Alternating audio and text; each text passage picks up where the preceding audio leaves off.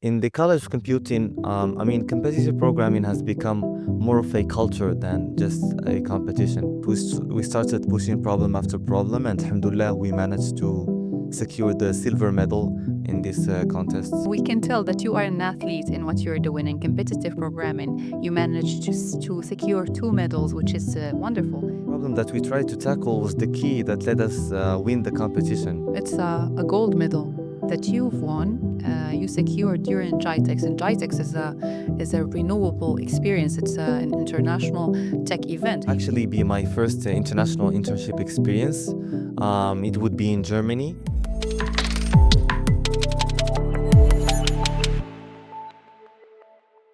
Hello, everyone. Welcome to the very first episode of podcast Faces of the Future, brought to you by UM6P College of Computing.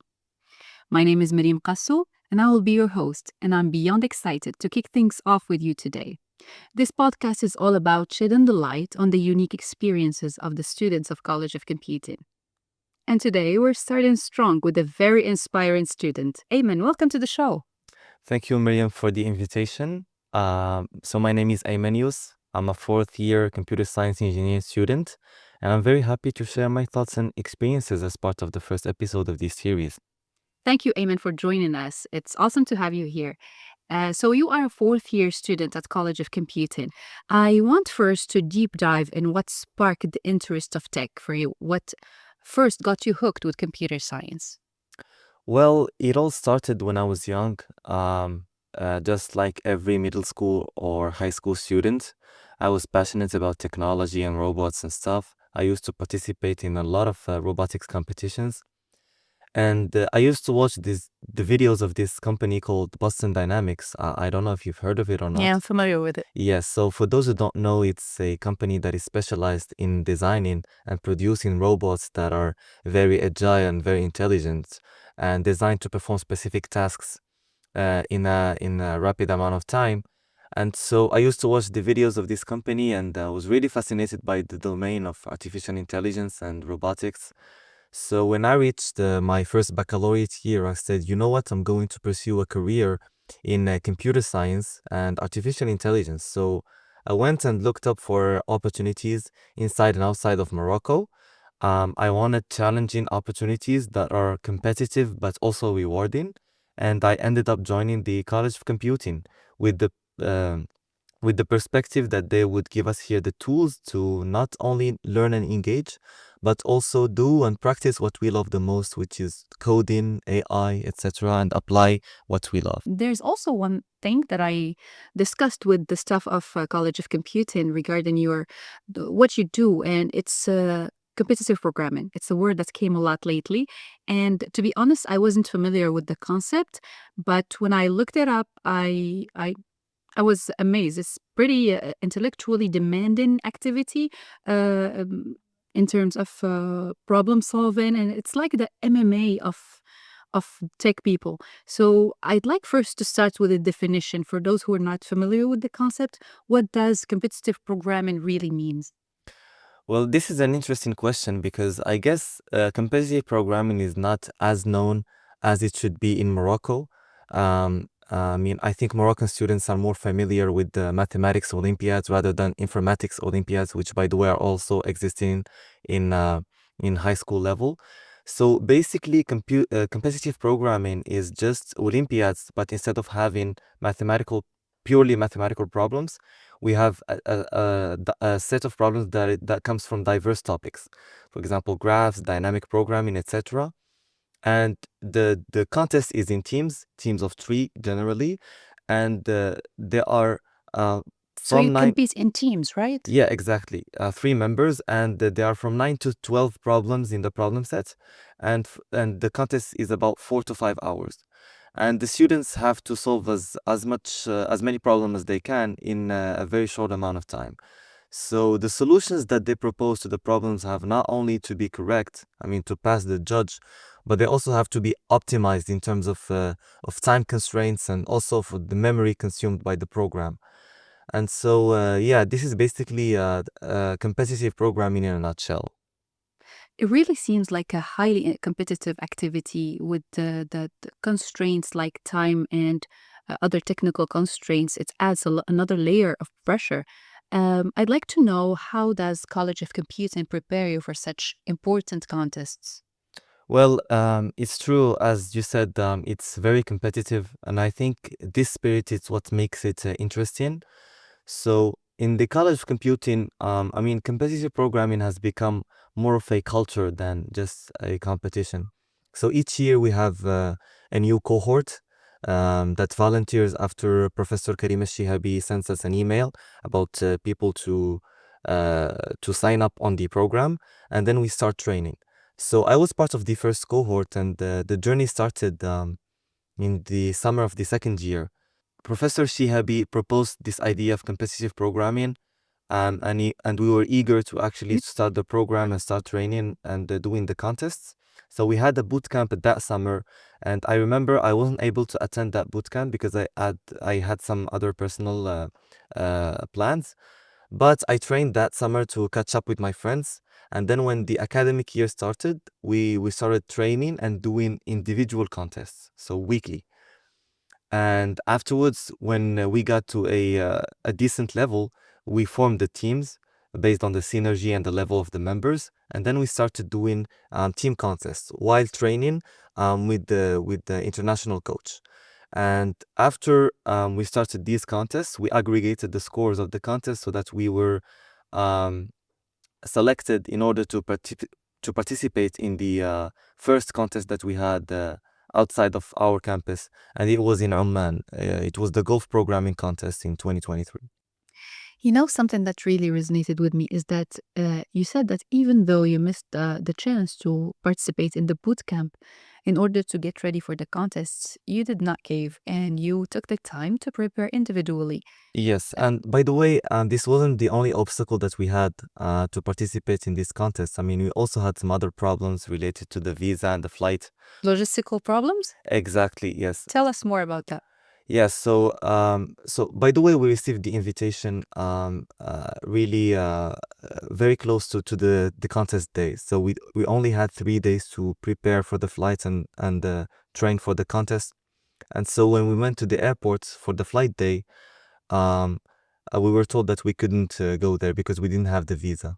Apparently, it wasn't mentioned in the website that there should be a visa in order to go to Amman from Morocco.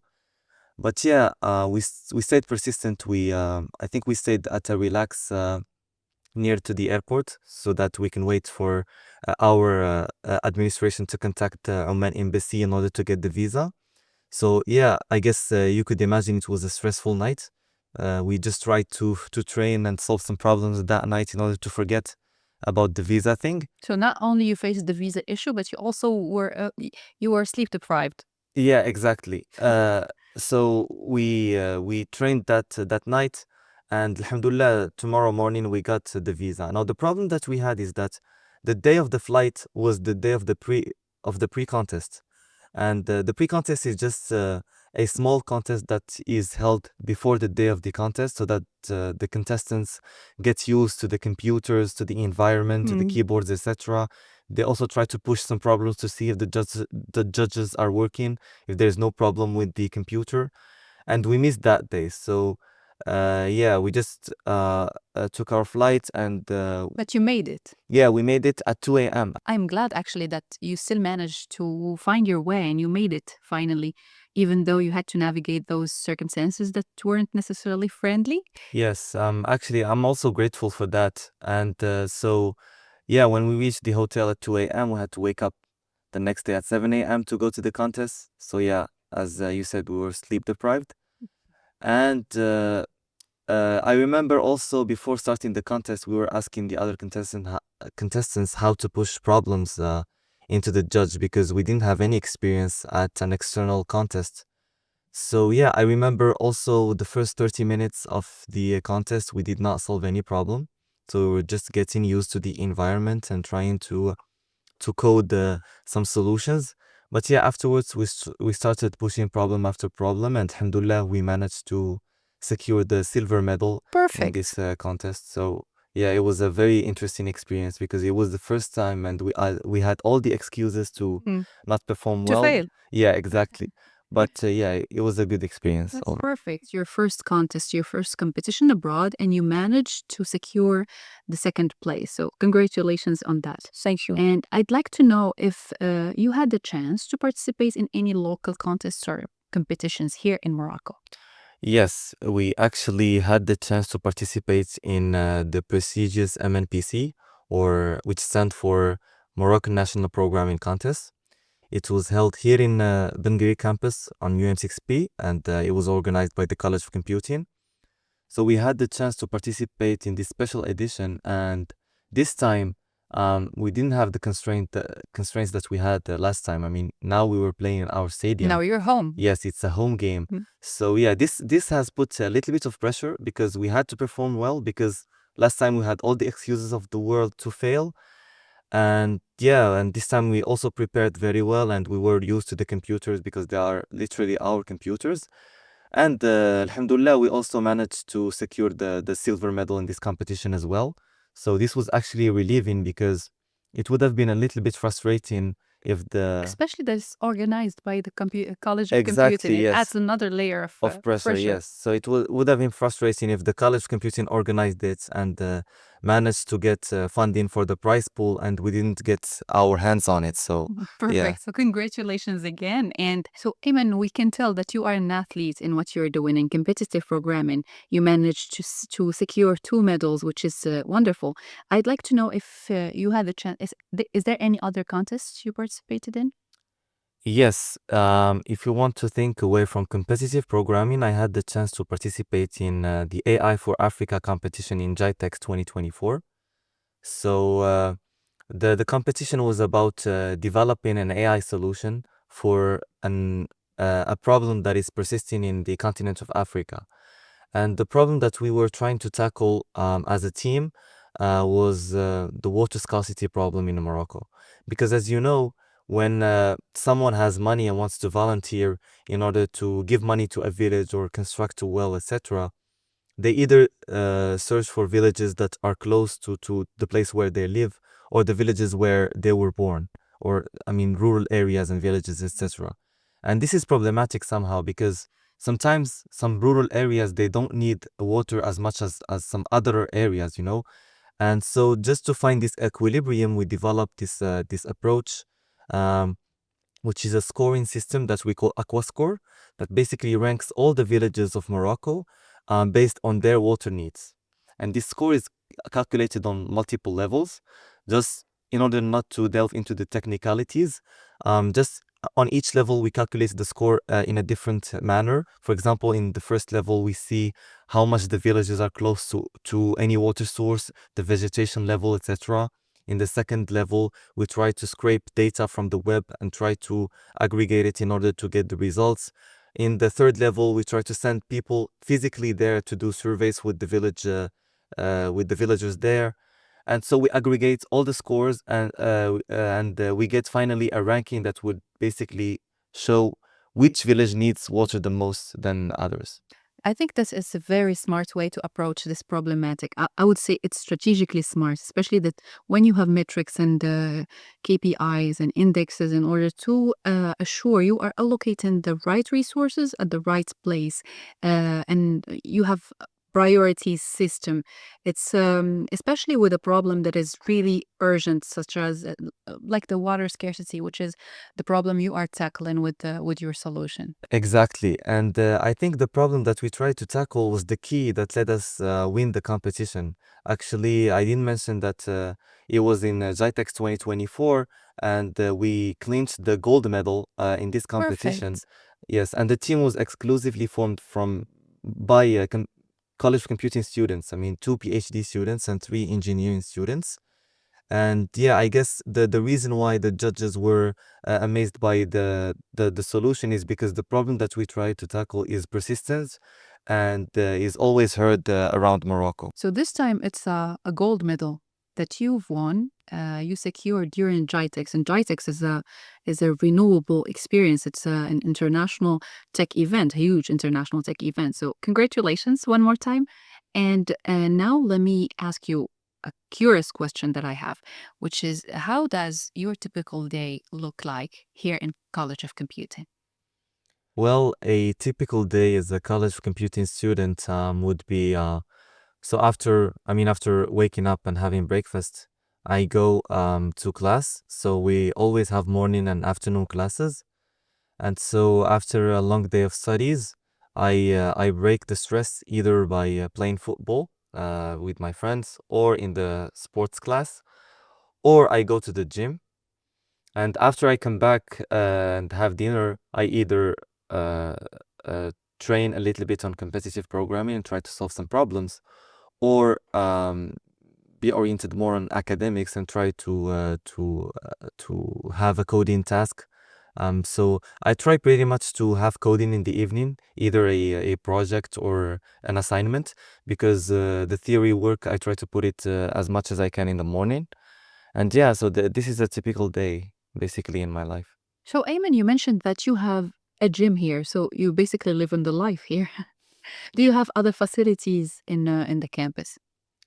Well, if we want to talk more academically, I'd say one interesting thing that we got access into this year was Tubqar supercomputer. So yeah, we had the chance to work with it on multiple projects. For example, in projet d'application as part of the LEAP profession program. So we got access to the CPU power of 56 cores of Tubqa supercomputer in order to speed up training of our LLM. And yeah, we also applied it in other projects.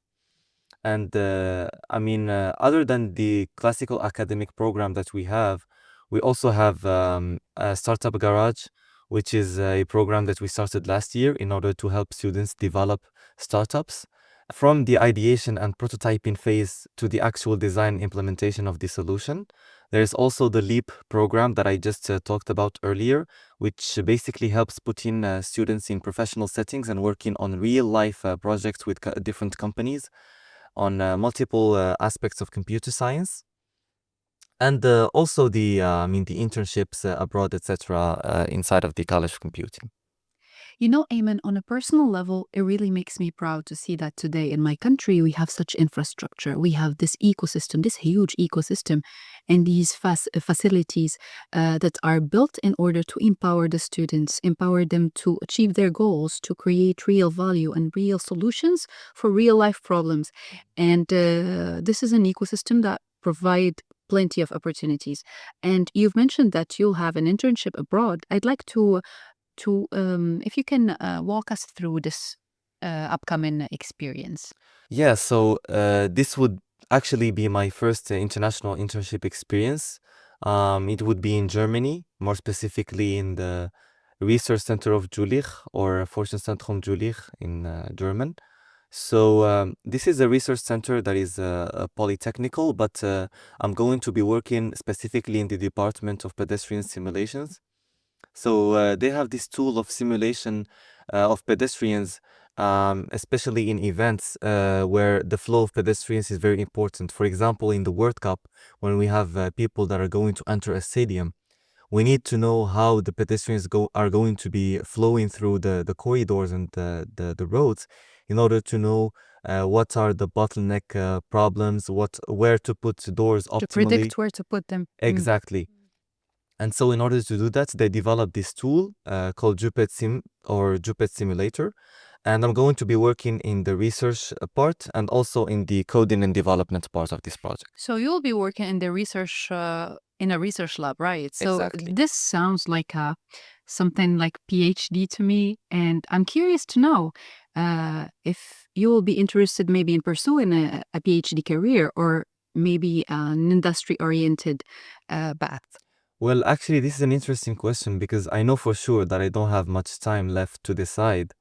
Because I'm really interested in both the sides of the coin. I mean, I do want actually to pursue a PhD and try to contribute to the computer science community and work on the theory and the background behind all the implementations that we have. But I also wanted to try to practice from a real world phase and basically try to break into the industry. So uh, from my point of view, I think my internship is going to help me decide whether or not I'm going to pursue PhD. So I try to put as much efforts as I can in the next internship, and then decide upon my decision whether I should pursue PhD or just break into the industry. One thing I'm really sure about is that whether you choose to pursue a PhD or to maybe go for an industry oriented career, you will do an amazing job. You are a brilliant student. And based on that, I'd like to ask you if you have maybe a couple of advice for the people who are aiming to join College of Computing, who wants to pursue a computer science career. So, an advice that I would give to my past self or to the other students, especially in the baccalaureate year. So I want to avoid giving the advice that everyone tells them. Like, for example, you have to work hard, you have to do efforts. I mean, you definitely have to work hard, but a good advice that I would give them is maybe you should try to optimize your time as much as possible and shape it to fit your career. And for example, if you know that the College of Computing focus more on the mathematical grade and they want students that are uh, stronger in terms of mathematics, then maybe a good approach would be to actually try to give more time to study in mathematics Mm. than the other courses. And again, I'm not telling them to forget about the other courses and not study them. I mean, you have to do efforts in all the courses. But yeah, you have to shape your time and your schedule in order to fit your career endeavors. Perfect. Well, there is only one way to find out. It's experience. So we hope we can have you again with us when you come back from Germany, and you will share with us the lessons you learned, the best practices, and leverage knowledge for the community. Thank you very much. This episode comes to an end. Whether you are watching us or listening on podcast platforms, we are happy to have you with us today. This is the first episode, and there will be more to come. Stay tuned and see you next time.